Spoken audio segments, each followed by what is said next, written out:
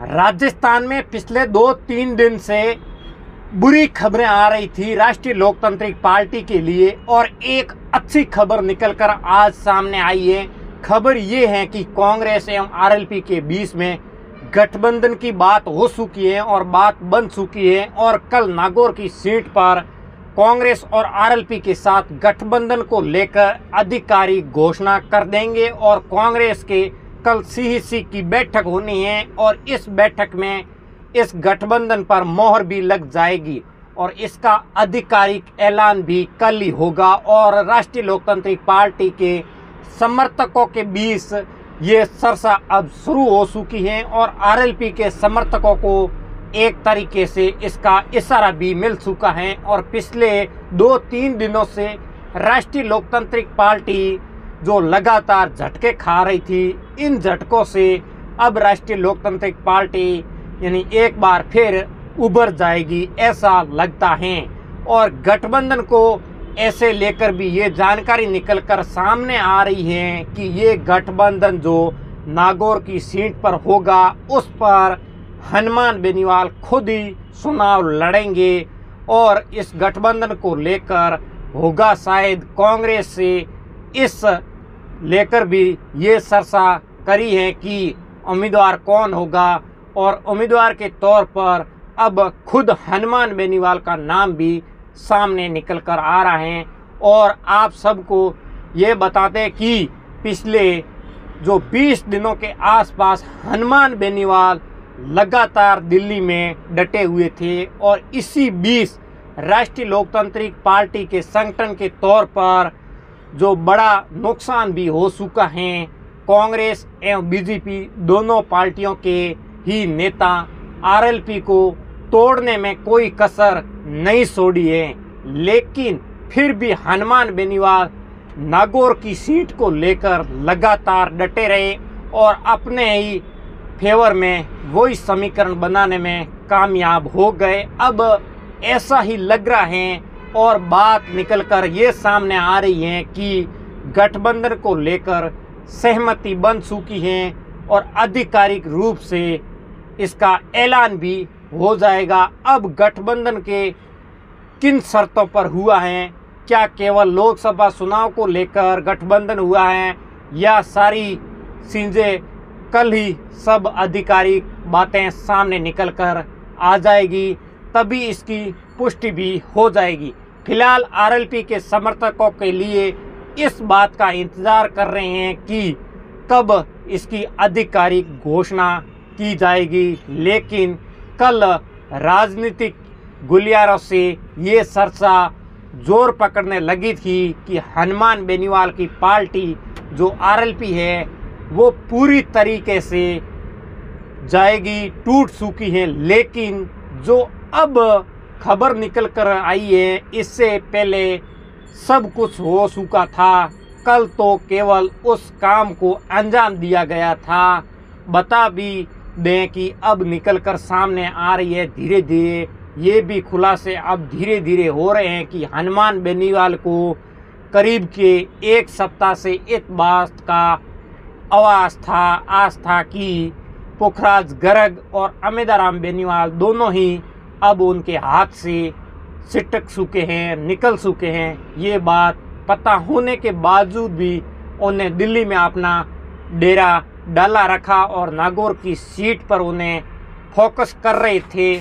और पहले उनका मन कांग्रेस के साथ 2 सीट पर था गठबंधन करने के लिए, लेकिन बाड़मेर में हरीश चौधरी ने अपने वीटो पावर का इस्तेमाल कर लिया।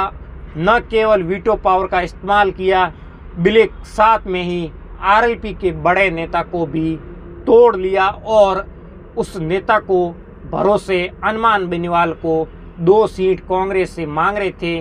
फिर भी इतना बड़ा झटका आरएलपी को मिला और झटका खाने के बाद भी, इसके बावजूद भी हनुमान बेनीवाल गठबंधन कर रहे हैं। तो अखाई में चौंकाने वाली बात ये है कि कांग्रेस जिसने बड़ा नुकसान आरएलपी को पहुंचा दिया, इसके बावजूद अगर बेनीवाल गठबंधन कर रहे हैं तो इसके पीछे की सियासी गणित बड़ी सिंपल है कि हनुमान बेनीवाल का ये प्रयास है सिर्फ एक और उन्हें हर हाल में ज्योति मिर्धा को रोकना है। और पहले दिन से ही आपको बता रहे थे कि हनुमान बेनीवाल कांग्रेस से गठबंधन सिर्फ इसलिए कर रहे हैं कि उन्हें अपनी राजनीतिक प्रतिद्वंदी ज्योति मिर्धा को रोकना है, और वही हनुमान बेनीवाल की टासक लग रही है। और वैसे वो खुद ही भी खुलकर इस बातों की तस्वीर स्वीकार भी करने में कोई हर्ज नहीं करते हैं। और आरएलपी से लेकर बीजेपी और कांग्रेस सभी पार्टियों के नेताओं को भी ये बात पता है कि हनुमान बेनीवाल ये गठबंधन क्यों कर रहे हैं। अब देखने वाली ये बात है कि बात ये रहेगी कि जो सरसा निकलकर सामने आ रही हैं इसमें कल क्या घोषणा होती हैं, और इसके बाद नागौर लोकसभा का चुनाव कितना रोचक होता है।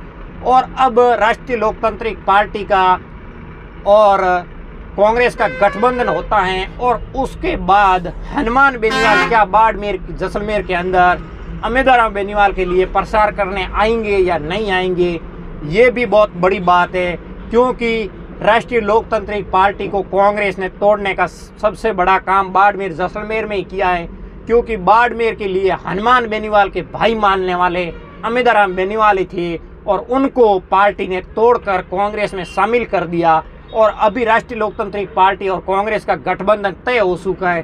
तो हनुमान बेनीवाल अमेदाराम बेनीवाल के लिए क्या समर्थन में रैली करने यहाँ आएंगे या नहीं आएंगे, ये तो वक्त की बात है। मुझे ऐसा लग रहा है हनुमान बेनीवाल कत्ते ही अमेदाराम बेनीवाल के लिए प्रचार करने नहीं आएंगे, क्योंकि बड़ी शर्तों के साथ में हनुमान बेनीवाल ने ये गठबंधन किया है। क्योंकि इस गठबंधन करने की पीछे की राजनीति बहुत ही बड़ी राजनीति है। क्योंकि हनुमान बेनीवाल ने बड़ी राजनीति, क्योंकि वो बड़े राजनीति के खिलाड़ी माने जाते हैं, और उन्होंने किस हिसाब से राजनीति के इस गठबंधन को तैयार किया है, इसके पीछे की कहानी क्योंकि पहले तो सामने आ नहीं सकती है। इस जब चुनाव का प्रसार चालू होगा, रैलियों के अंदर जो नेता हैं वो खास तौर पर ये बातें सामने निकल कर आएगी, अपन लोगों को देखने को मिलेगी किस तरीके से ये गठबंधन हुआ, किस तरीके से नेताओं ने हनुमान बेनीवाल की पार्टी को तोड़ने का काम किया। ये सारी बातें लोकसभा चुनाव के अंदर देखने को मिलेगी। पर खास बात ये है कि अमेदाराम बेनीवाल कांग्रेस में शामिल हो गए, और पुखराज गर्ग है वो बीजेपी में शामिल हो गए, और हनुमान बेनीवाल अभी जो गठबंधन कांग्रेस से करने जा रहे हैं, इसके पीछे की कहानी क्या होगी, क्या हनुमान बेनीवाल अमेदाराम जी के लिए समर्थन करेंगे या नहीं करेंगे, ये तो वक्त की बात है। और माना ये भी जा रहा है अमेदाराम बेनीवाल को कांग्रेस में शामिल करवाने का हनुमान बेनीवाल का ही लोगों का कहना हाथ है। क्योंकि हनुमान बेनीवाल चाहते थे किसी भी हालत में पहले अमेदाराम बेनीवाल को कांग्रेस में शामिल किया जाए, और उसके बाद में किसी भी तरीके से गठबंधन हो, और उसके बाद में ये दोनों सीट निकल जाती हैं तो उसके बाद में ये दोनों कुछ बड़ा धमाका भी कर सकते हैं, ऐसा भी लोगों का अनुमान लगाना है। अब ये पूरी बातें तो लोकसभा चुनाव होने के बाद में ही सामने आएगी। क्या वास्तव में ऐसी होगा तो फिर हनुमान बेनीवाल के लिए बल्ले बल्ले हैं, ऐसा नहीं होता है तो फिर हनुमान बेनीवाल की पार्टी के लिए खतरा भी है। पर अभी जो ऐन वक्त में जो खबरें निकल कर आ रही है, हनुमान बेनीवाल और कांग्रेस का गठबंधन होता है, और होने के बाद में हनुमान बेनीवाल की पार्टी के लिए अच्छी खबर है, और लोकसभा चुनाव के अंदर हनुमान बेनीवाल जीत जाते हैं तो फिर और ही अच्छी खबर है। और ज्योति मिर्धा के लिए बुरी खबर है, बीजेपी के लिए बुरी भी खबर है, क्योंकि बीजेपी ने पुखराज गर्ग को अपने पाले में ले लिया, और हरीश चौधरी मानो या हेमाराम चौधरी मानो या बाड़मेर के और कांग्रेस के नेता हैं, उन्होंने अमेदाराम बेनीवाल को आरएलपी से तोड़कर कांग्रेस के पाले में लेने में सबसे अहम भूमिका निभाई है। और हनुमान बेनीवाल और हरीश चौधरी की अदावत तो किस तरह से रही थी वो आप लोगों ने, हम लोगों ने, सब ने देखी ही विधानसभा के अंदर। और वही उसी मुंह को लेकर ऐन वक्त पर अमेदाराम बेनीवाल को कांग्रेस में शामिल करना ये बहुत बड़ी बात है। और उसके बाद में हनुमान बेनीवाल का कांग्रेस के साथ में गठबंधन होता, ये और ही बड़ी बात है। इन बातों को लेकर अब आगे का क्या निर्णय होगा ये तो वक्त ही बताएगा। पर ऐसा लग रहा है हनुमान बेनीवाल राजनीति के लिए बड़े खिलाड़ी माने जाते हैं। उन्होंने खेल तो कर दिया, अब आगे क्या करने वाले हैं वो तो कल या आधिकारिक घोषणा होने के बाद में ही पता लगेगा। आप लोगों को क्या लग रहा है आप भी कमेंट करके ज़रूर बताएं। और हनुमान बेनीवाल और कांग्रेस का गठबंधन होने के बाद में अमिंदर बेनीवाल के लिए समर्थन में जो बाड़मेर जैसलमेर के अंदर हनुमान बेनीवाल रैली करने आएंगे या नहीं आएंगे, ये आपको क्या लग रहा है, इसको लेकर भी आप कमेंट करके ज़रूर बताएं। और वीडियो को शेयर ज़रूर करें। और यूट्यूब पर देख रहे हो सब्सक्राइब कर लें, फेसबुक पर देख रहे हो फॉलो ज़रूर करें। और अगले नए वीडियो मिलते हैं। राम राम, नमस्कार।